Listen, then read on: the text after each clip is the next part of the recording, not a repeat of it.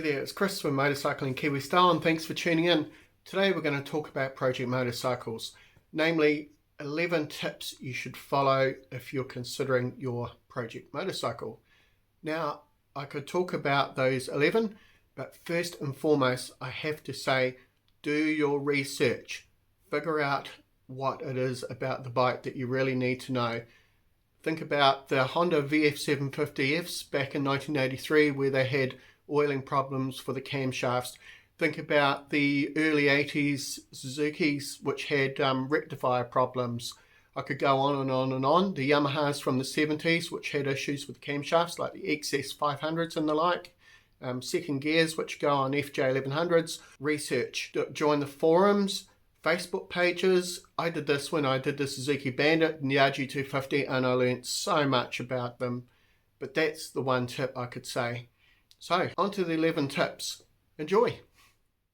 Number 1, the budget. This is what I consider the most important. In my experience, the projects will cost 10% of the budget 90% of the time and 90% of your budget that final 10% of your time. And that's not including if you actually overrun your budget, which is more than likely. Just think when you've got it all sorted, there'll be all those other little bits and pieces which you think, oh damn, I should have done those. I need more money. Oops. Number 2, figure out what sort of motorcycle you want to do up yourself. I find this equally as important as the money aspect. Will it be a classic? Will it be a cheap doer-upper to get around? Is it not going to be ridden and rebuilt to museum standards? Is it going to be visually from a distance decent renovation but not restoration? But will it be ridden hard, i.e. my XR200? Will it be your dream bike that you will purchase and just needs a touch up here and there? Or will it even become a dedicated race bike just because it's just too hard to get back on the road? This can actually be quite daunting and time consuming. Motorcycles pre-90s are escalating in value at the present. I mean, that's all of them, but particularly Japanese motorcycles. And of course, this can be quite daunting and time consuming. Pre-90s motorcycles are just going up in value at the moment, particularly Japanese ones. That 1975 Suzuki GT750 water bus Yone back in 1985, you would have bought for about $2,000 running and it would have been pretty okay and presentable. It's now worth $15,000. That's New Zealand dollars, of course. Even piles of bits or wrecked ones are still costing $5,000 plus, which is just crazy money, but they're very desirable. That is, if you can even find them. I bought an old Honda CB404 back in 1988.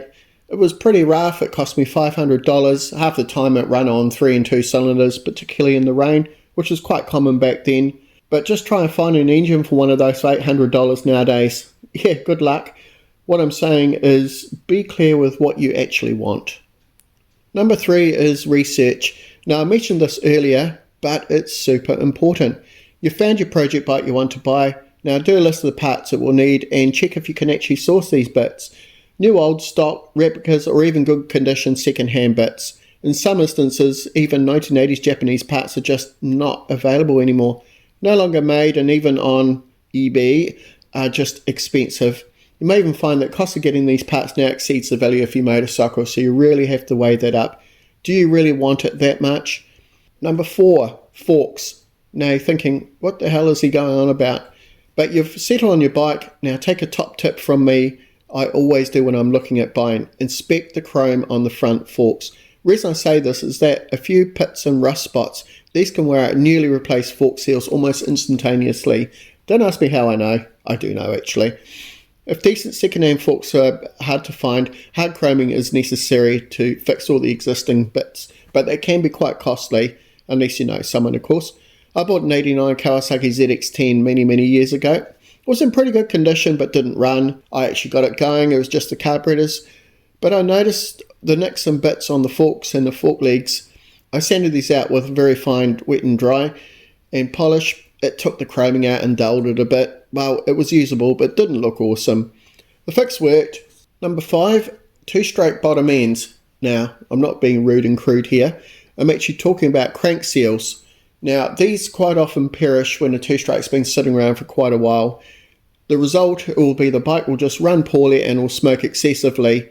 The way to tell is it'll be sucking in gearbox oil and the smoke will most likely be a white than usual blue. Of course, it's only indicative. This will eventually destroy the gearbox in the engine. If it's a single cylinder, it can be relatively easy to replace, but twin cylinders can be a little difficult because they can be a crankcase apart job. Factor that into your costings, of course. I had this on my wee Suzuki JR80. It was really easy to fix, just the flywheel off. But yeah, I mean, just think about that. Number 6, dry seas. Okay, I'll explain. Once again, if the engine hasn't been run for quite a while, there's a chance the pistons could be seized in the barrels. I'm talking more 2-strokes here, but it does apply to 4-strokes. What I normally do is strip the bike down to make the spark plugs accessible, take the plugs out and put a little bit of lightweight 2-stroke or 4-stroke oil, depending on the bike, i.e. 5 or 10 weight down the holes. Leave it for a bit for the oil to get into the rings, then gently rock the bike backward and forward in gears against the compression. I just go really carefully here. With a heavier bike, you obviously need a bit of assistance. Quite often these can free the pistons up and down and make the engine turn over. Keep the plugs out just to keep the compression low. I never ever use the starter motor or the kick starter initially, as this can damage the engine. Once free, also rocking the bike backwards or forwards, pull the clutch in to see if the clutch plates are sticking. This can also free them up. I had this with my RG250, the clutch plates were just stuck and put into gear and it just wouldn't go anywhere, so I had to pull everything apart. Number 7, consumables. What I mean by this is that the engine isn't that bad, just figure out spark plugs, engine oil and filter, gearbox oil, fuel filter, air filter, radiator coolant, while you're at it, brake fluid, clutch fluid and fork oil. Also overlooked is plug caps and leads. A lot of people just put new plugs in but don't bother with plug caps and leads. They're pretty cheap generally. This can be a hidden cause of poor running later on. Number 8, carburetors. Now, what I mean by this is factor in a complete overhaul. It can be blocked to hell. Once again, the RG250 was a classic example of that. I'll post some photos up here. No way in hell is going to run looking if you only get a look at those photos. Speaking of fuel, drain out all old stale fuel. Remember, it doesn't really last that long, 2 months plus, and generally it's knackered. Check the tank for rust internally and leaks in the fuel tap as well. This is also something I'm doing on the Suzuki Bandit. Also had to do that on the RG250. When I say a carb kit, I mean fuel hoses, as they can deteriorate with age and go hard and brittle, particularly 80s bikes. Number 9, and this may surprise you, but wheel bearings. Yes, wheel bearings. Particularly if it's a heavy motorcycle. If it is sat for quite a while, the weight load on the bottom of the bearings can cause them to fail prematurely. Number 10, brakes. Yep, those magic things that make the motorcycle stop. Always check the brake disc thickness, as will not pass a warrant or certificate or whatever they call it overseas if it's under spec. You know how it's got that 5mm stamp? That's what it means. If the motorcycle is sat for quite a while, the calipers will need a rebuild. Quite often the pistons can rust and seize, and therefore requiring a full brake rebuild kit. Check master cylinder for leaks and if it is building pressure. With drums, they need to be stripped down. Lots of cleaning. I would advise also putting new shoes in. Getting back to discs, I thoroughly recommend buying one of those cheap brake bleeding kits from the auto shops. They don't cost much. You can bleed brakes yourself and takes a fraction of the time of the normal technique that requires 2 people. Number 11, cleaning. Before you actually do any of this stuff I've just mentioned, after acquiring your motorcycle, the easiest and best process in the world is to give it a decent clean. Clean the bike. Get the polish out, WD-40 and brake cleaner out. It's amazing how good a bike will look after a decent clean and shine.